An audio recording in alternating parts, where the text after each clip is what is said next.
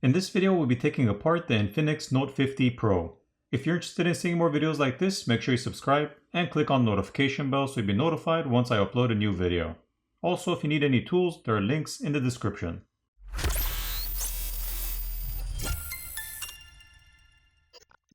We'll start off by removing the SIM tray.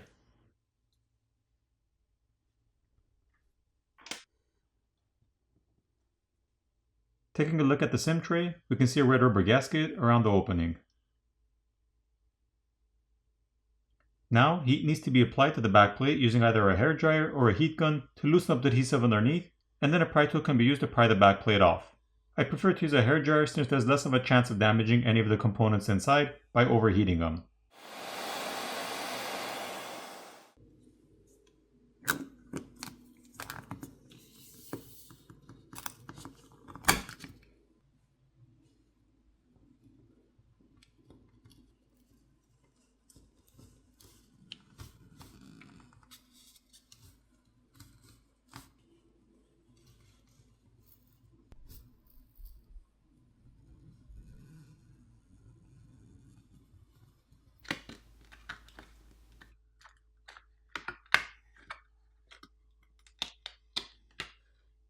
Here's a better look at the plastic backplate.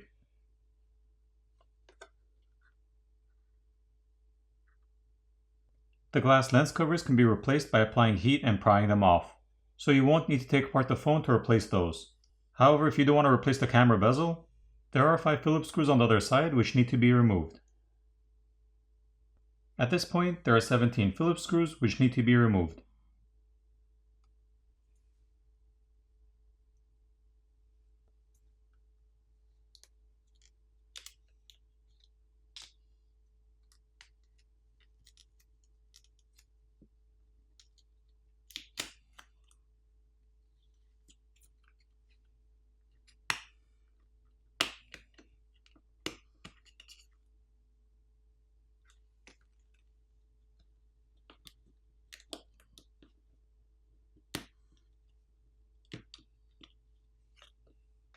Before the top motherboard cover can be completely removed, there's a flex cable which is attached underneath to the main board, which has to be disconnected.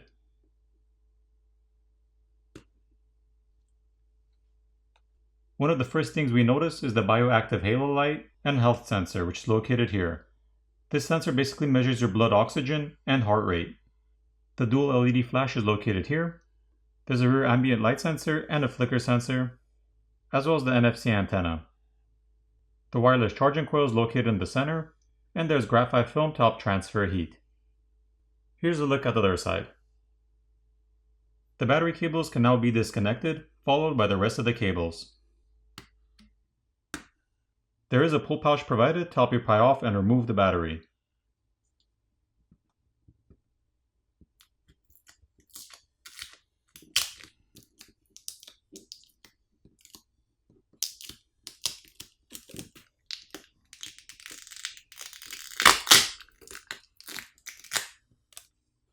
This is the 5200 mAh battery.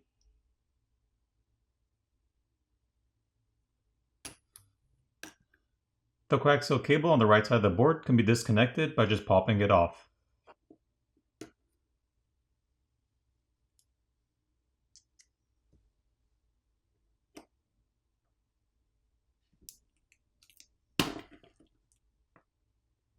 Looking at the main board, we see the 50 megapixel primary camera, as well as the 8 megapixel ultra-wide lens. The main camera is the only one with OIS or optical image stabilization. The camera connectors can be disconnected by just popping them off. There's a secondary microphone on the top, as well as copper tape on the shields to help transfer heat.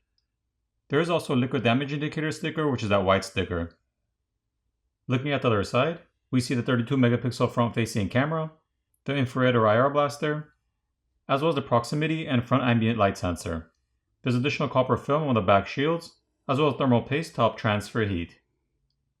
Once the copper film has been peeled back, we see additional thermal paste on top of the processor, RAM, and ROM, as well as the other chips. Here's a better look with the thermal paste removed.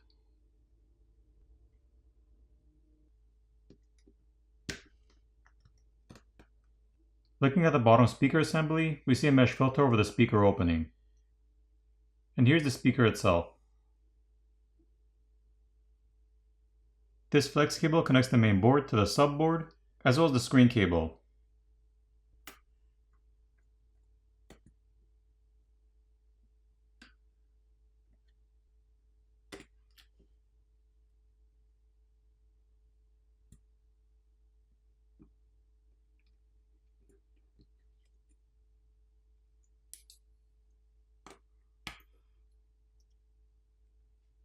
If you needed to replace the screen, you'd have to remove the back plate, the screws on the bottom speaker assembly and the speaker assembly itself, giving you access to the subboard, at which point you'd disconnect the flex cables from the subboard and remove the subboard, and then you'd be able to peel off this extension flex cable for the screen,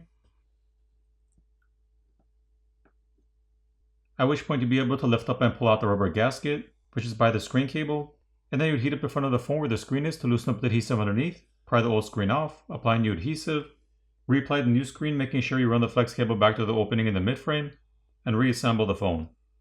The X-axis vibrator motor is located here, which is held on with some adhesive, and the same goes for the fingerprint scanner located next to that.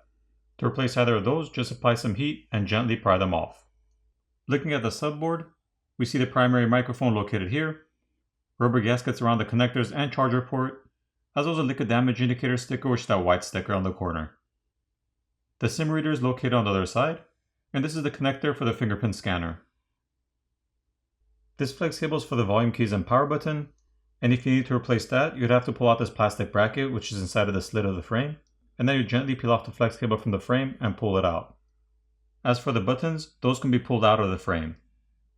The earpiece speaker is located on top, which is also held down with some adhesive.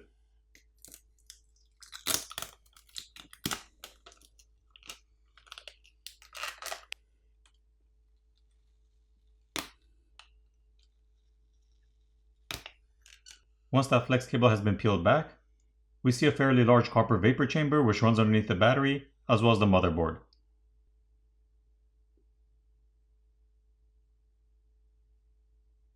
For the repairability score on this phone, I give it a 6 out of 10. Now it's time to put the phone back together.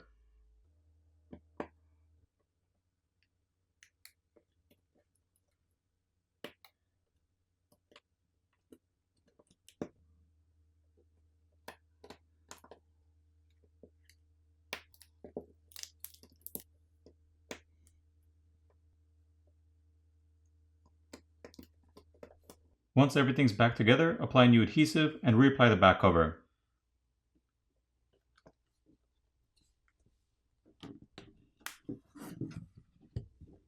Power on the phone, and you're done. I hope you enjoyed this video, and I'll see you in the next one.